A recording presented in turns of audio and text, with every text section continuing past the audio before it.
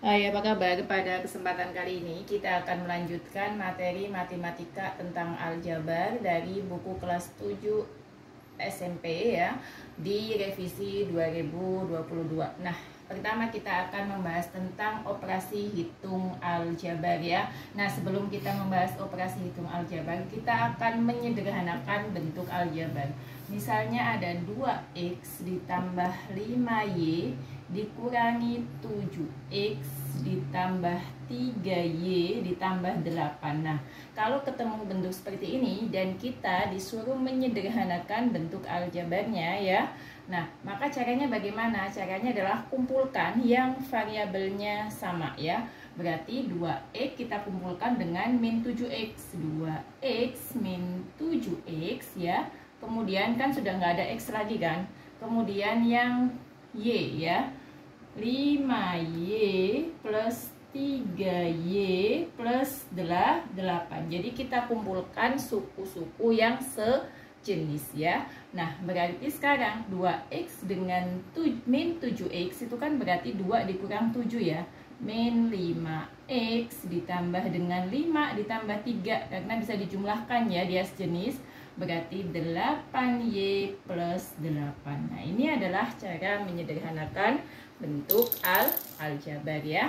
Jadi sukunya harus sejenis baru bisa dijumlahkan atau dikurangkan. Nah, sekarang kita masuk ke penjumlahan atau pengurangan ya. Plus atau min ya. Bisa dibuka di buku halaman 145 ya. Di situ ada latihan yang ke-9, jabarkan dan jumlahkan atau kurangkan suku-suku sejenis pada bentuk aljabar berikut. Saya ambil contoh yang A. Misalnya ada 2x plus 2 ditambah dengan ya. Jadi ditambah dengan x plus 5 ya. Nah, caranya bagaimana? Ini kan dijumlahkan ya. Pertama, buang dulu tanda kurungnya ya. Berarti yang depan kita tulis kembali. Kemudian yang belakang ini kan masih ada kurung ya. Berarti positif dikali x berarti positif x. Positif dikali 5 berarti positif 5. Lalu bagaimana? Kita kumpulkan 2x dengan x, kemudian 2 dengan 5. Jadinya berapa? 2x ditambah x, ini kan 1x ya, berarti 3x plus 7. Nah, kemudian soal yang kedua ya, yang B, masih penjumlahan ya.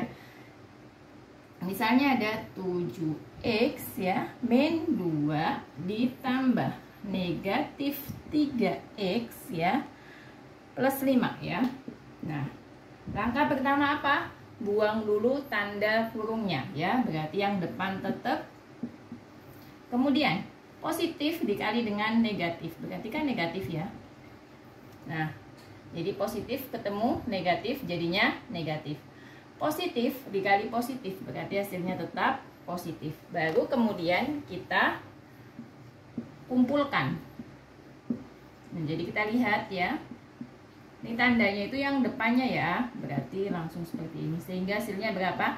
7x min 3x itu 4x min 2 plus 5 berarti 3. Nah, ini adalah hasil dari penjumlahan pada aljabar ya. Sekarang kita masuk ke pengurangan ya. Ini contoh A dan B nya ya. Misalnya kalau pengurangan di halaman 145 soal nomor 9 itu ada soal yang C ya. Nah, tadi kan yang B, sekarang yang C. Ada 5x min 1 min 2x plus 3 ya. Nah, kita buang dulu tandanya ya. Berarti min dikali dengan plus, hasilnya min 2x. Min dikali plus berarti min 3. Lalu kita kumpulkan 5x min 2x min 1 min 3 ya. Jadi kumpulkan yang sukunya sejenis dulu. 5 dikurang 2 itu berarti 3x ya kan. Min 1 min 3 berarti utang 1, utang lagi 3 berarti min 4. Soal yang ke D misalnya lagi. Yang D itu ada berapa di situ?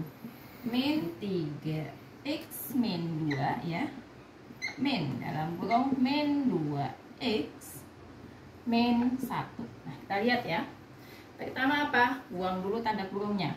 Min 3x min 2. Min dikali min berarti jadi plus ya. Paham ya? Jadi min ketemu min jadinya plus. Kemudian min ketemu min lagi berarti plus 1. Baru kita gabungkan dengan 2x ya. Min 2 dengan berapa? Dengan 1. Min 3 ditambah 2 berarti kan min x min 2 ditambah 1 min 1, hasilnya min x min 1 ya. Jadinya tadi pertama buang tanda kurungnya sama ya, kemudian min kali min plus min kali min plus ya, lalu kita gabungkan ya. Nah, ini adalah soal yang D. Nah, sekarang kalau tadi kita sudah bahas tentang penjumlahan dan pengurangan, sekarang kita akan coba tentang perkalian ya, karena di buku itu tidak ada pembagiannya ya. Jadi perkaliannya kita masuk ke depan lagi ya, ke halaman yang depan. Jadi kalau tadi halaman 145, kita masuk ke halaman 143. Nah, di situ ada soal 4.2 yang nomor 1.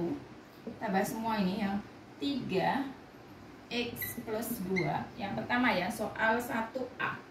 Cara mengalihkannya bagaimana? Kalau bertemu soal seperti ini, berarti ini kita kalikan seperti ini aja. 3 kali x, 3x, 3 kali 2, 6. Selesai ya. Ini soal yang A. Kalau ketemu lagi soal yang B, misalnya soal yang B itu adalah 8 2x min 5. Berarti caranya bagaimana? 8 dikali 2 16 mengandung x ya. Kemudian 8 kali min 5 min 40. Nah, itu untuk soal yang B. Jadi lihat bentuknya. Kemudian yang C ada 2x x plus 5 ya. Ini 1 ya, berarti 2 kali 1 berarti tetap 2. X dikali x. Nah, x kali x ini kan pangkat 1 pangkat 1. Bilangan pokoknya sama, x dan x. Berarti ini pangkatnya kita jumlahkan, berarti pangkat 2 ya. Jadi x pangkat 1 kali x pangkat 1, x pangkat 2 ya. Kemudian 2x kita kalikan dengan 5, berarti 2 kali 5 10 x ya. Jadi 2x pangkat 2 plus 10x. Ini adalah soal yang apa? Yang C ya. Sekarang soal yang D. Soal yang D di situ ada bagaimana? X plus 1, X plus 3. Nah, kalau begini bagaimana cara mengalihkannya? Cara mengalihkannya adalah kalikan dulu yang X pertama. X dengan X berarti X pangkat 2 ya. Kemudian X dengan 3 berarti 3X ya. Lihat ya tandanya. Kemudian 1 dengan X berarti X ya, karena 1 kali X. 1 dengan 3 berarti 3. Sudah selesai sampai di sini? Belum ya, karena ini ada 2 suku yang bisa kita jumlahkan. Berarti X kuadrat tetap 3 tambah 1 4X plus 3. Kenapa X kuadrat tidak bisa dijumlahkan dengan 3x? Karena ini pangkatnya 2, yang ini pangkatnya 1.